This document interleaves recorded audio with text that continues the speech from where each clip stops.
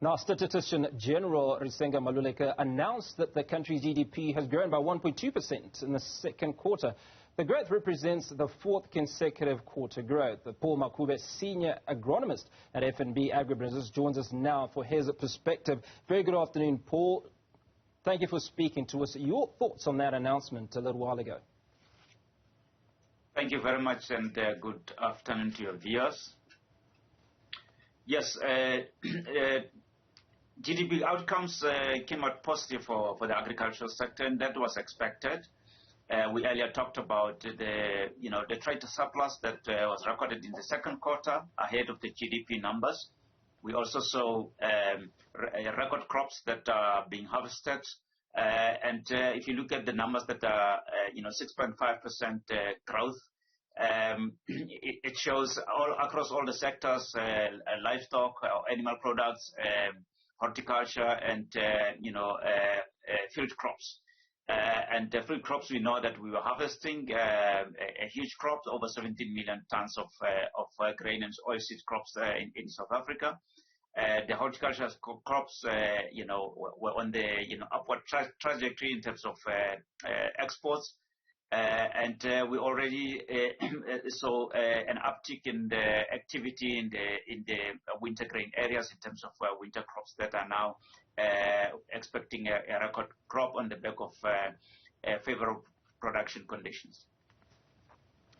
Paul, the agricultural sector, if you look at the first quarter and the second quarter, has been quite resilient in spite of what COVID-19 has done to many other sectors. The export market is quite good for South Africa. Isn't this where we need to focus our energies as a country?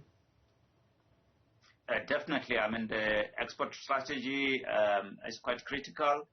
In terms of the commodities that are suitable for the export market. I mean, we've done well in terms of in the fruit sector, given that it's over 60% of the citrus, for example, which is one of the major ones in the fruit complex, is well ahead of the pack. And in terms of other commodities as well, such as in the nut complex, we have seen a massive growth in activity in terms of plantings over the years, but that must be accompanied by a clear strategy in terms of opening up markets for these commodities. But that can also be extended to other commodities such as your livestock, where we do have capacity in terms of being able to export. We're already exporting, although very minimal at the moment in terms of beef. So those are critical sectors, and one of the challenges that we have to deal with, especially in the livestock sector, is with regard to the biosecurity, so that we can deal with an FMD or foot and mouth disease issue, and also the avian influenza that is affecting the poultry sector. So those are the critical issues that have to be attended to ensure that we get that traction and be able to export enough commodities to the rest of the world. Is there any reason why now transport and agriculture, we're speaking about agriculture more specifically, recording the highest growth rates at 6.2%, yet the contribution was among the lowest in those who grew positively, in those sectors that grew positively at 0.2%? Now, obviously, as you know, agriculture, in terms of the size of the agricultural sector, primarily the primary sector, is about 2% of the 2.5% of the South Africa's GDP historically, and therefore it is expected that you have that kind of contribution to the sector. But if you look at the backward and forward and backward linkages of the agricultural sector to the rest of the economy, that contribution is quite higher. And one of the things that helped with that upshoot in the 6% GDP growth is the fact that agriculture is an essential sector, and therefore we could operate during the hard lockdown. And the fact that they were dealing with biological assets, and therefore requires that we can't delay any activity that is required to actually maintain those, those crops or animals. So that is one of the reasons why we should do that.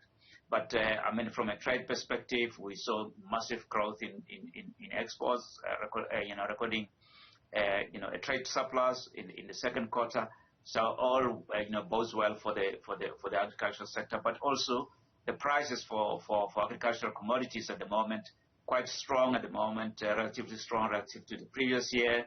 And this is also boosted by the resilience of the international market from a price perspective, that prices remain relatively strong and therefore boosting agricultural production. Going forward, we're looking forward to a steady growth in the agricultural sector, another robust growth, likely in the next year, given the fact that expectations are that we are likely to see another good rainfall season, talk of La Nina, which is characterized by above normal rainfall in the season ahead. So if that materializes, given the current price outlook, we're likely to see a further spurt in the agricultural growth into 2022.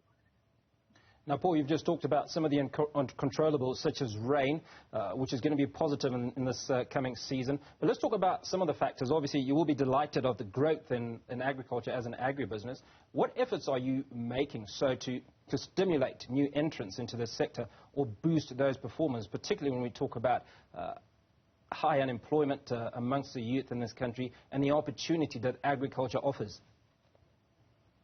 Yeah, obviously agriculture, given the, differs from sector to sector within the agricultural, industries, sector.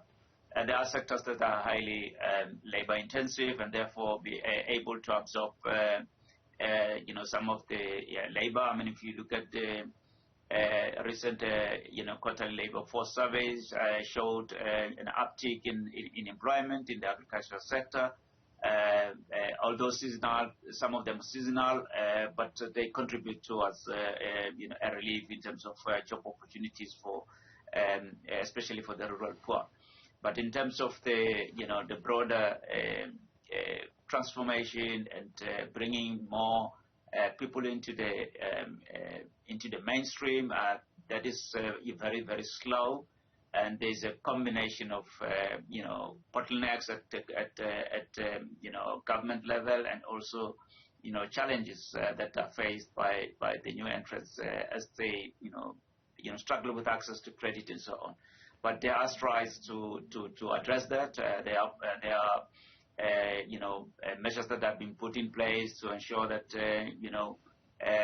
they can participate at various levels in terms of consultation with the industry, consultation with various players, and also banks from their side through the associations to improve the plight of those that want to join.